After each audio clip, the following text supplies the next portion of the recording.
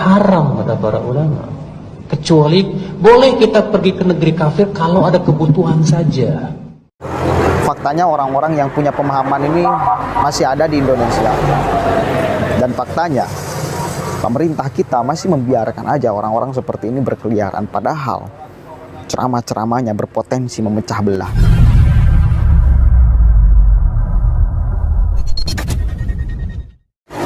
Assalamualaikum warahmatullahi wabarakatuh. Hamdan syukran lillah, amma ba'd. Sahabat manusia plural yang saya hormati dan saya banggakan, namanya Abu Yahya Badrussalam, Ustadz Wahabi yang kita kenal. Sebetulnya dia memang manusia yang sering sembarangan di dalam berstatementnya. Ingat saya itu dulu si Abu Yahya Badrussalam ini pernah mengatakan bahwa Wali Songo itu tidak ada kitab Wali Songo. Dan itu membuat kita geram sama-sama sebagai orang yang meyakini bahwa memang wali itu ada, ya, bahwa memang Wali Songo itu ada. Kita hormat sebagai orang Indonesia yang mempercayai kewalian Wali Songo. Tapi ya apa boleh buat, Wahabi memang sedari dulu ditanamkan di dalam pikirannya tidak percaya wali. Nah sekarang si Abu Yahya Badrussalam ini membuat geger lagi. Dia menyebut haram bepergian ke negara kafir. Gila, haram hukumnya, haram bos, nggak tanggung-tanggung, haram hukumnya bepergian ke negara kafir. Ya meskipun nggak ada sih negara kafir, ada nggak negara yang namanya kafir? Nggak ada kan?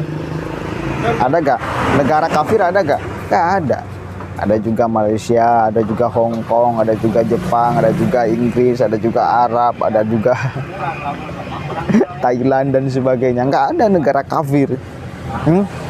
Nggak ada negara kafir. Heh, Badrussalam, nggak ada negara kafir.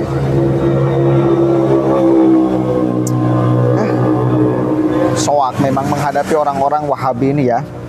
Bayangkan dia menutup diri kepada orang-orang yang mestinya didakwahi. Harus kita kenalkan ajaran agama Islam. Ini malah tidak boleh, haram, bahkan bepergian, bahkan sekedar jalan-jalan juga haram katanya. Oke, mari kita simak sama-sama nih ya. Ucapan somplak Abu Yahya Badrussalam ini. Haram kata para ulama. Kecuali boleh kita pergi ke negeri kafir kalau ada kebutuhan saja. Adapun hanya sebatas jalan-jalan nggak boleh. Banyak ya di antara kita ini bahkan terkadang udah ngaji, mau kemana? Mau jalan-jalan kemana? Ke Hongkong, ke Hongkong. Mau kemana? Ke Paris. Masya Allah. Mau kemana? Tak usah jauh-jauh. Di Indonesia juga banyak kok indah-indah. Ngapain jauh-jauh? Habis duit nggak ada manfaatnya. Mubazirin dan mubadirin kanu ikhwana syayatin. Ya. Oke, jelas ya. Mohon maaf saya lagi di pinggir jalan, tapi mudah-mudahan tidak mengganggu suara saya. Anggaplah ini musiknya, karena kan ada backsound-backsoundnya kan. Anggap ini backsound alami gitu loh dari pinggir jalan. Nah, jelas apa yang dia katakan itu sangat menyimpang. Ya, sangat menyimpang.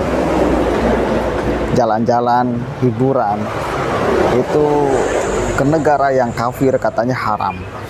Ya meskipun saya katakan lagi nggak ada negara kafir. Mungkin di dalamnya orang-orang yang non-Islam, ya. Tapi apakah iya? Apakah benar kita tidak boleh kemudian bahkan bersentuhan, bahkan jalan-jalan ke negara yang mayoritasnya non-Islam? Mana dasarnya? Mana dasarnya? Kalau kita mau menggadaikan keimanan kita, ini baru masalah. Tetapi kan kemudian urusan keimanan ini lakum dinukum waliyadin. Ya, lakum dinukum waliyadin. Terserah, imanmu adalah imanmu, imanku adalah imanku. Seperti kemarin Saya mengupload salah seorang Habib, katanya Habib, dan bagi saya harus dipertanyakan kehabibannya karena gelar Habib sangat tidak cocok dan tidak pantas disandang oleh dirinya, yang mengatakan bahkan tidak boleh berteman dengan orang non-Islam.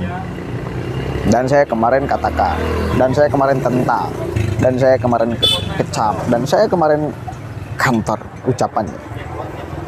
Karena apalagi di Indonesia yang bukan hanya di dalamnya ada orang Islam, tapi ada orang non-Islam juga.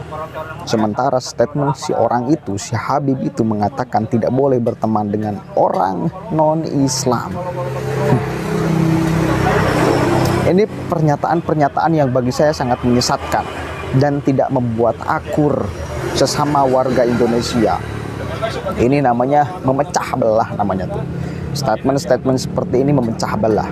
Maka di momen spesial masih di dalam rangkaian Agustus Hari Kemerdekaan, saya mengajak kepada kawan-kawan sekalian, sahabat-sahabat sekalian untuk sama-sama menjauhi, untuk sama-sama kemudian teriak lantang menolak ceramah-ceramah yang provokatif, menolak ceramah-ceramah yang tidak berperi kemanusiaan, menolak ceramah-ceramah yang di dalamnya ada muatan, ada esensi perpecahan antar sesama manusia.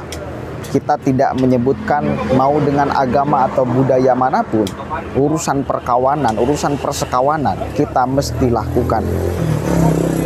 Ya, mesti kita lakukan. Statement si Habib itu kemarin seolah-olah takut umat muslim tersaingi kebaikannya. Bukankah ada pepatah yang mengatakan, jangankan keluar dari manusia, dari bool, tahu bool, pantat ayam, keluar telur, kalau itu kebaikan diambil gitu loh, bukan malah dijauh. Kan itu. Jalan-jalan ke negara kafir katanya, nggak boleh, haram. Ini jelas pernyataan yang sangat menyesatkan. Sangat menyesatkan. Mestinya itu menjadi ladang kita untuk berdakwah. Orang yang belum percaya Islam, ya, orang yang masih belum percaya agama Islam, jadikanlah itu ladang untuk kita berdakwah, untuk menyebarkan syariat ajaran agama Islam, bukan malah kita tidak boleh datang kepadanya.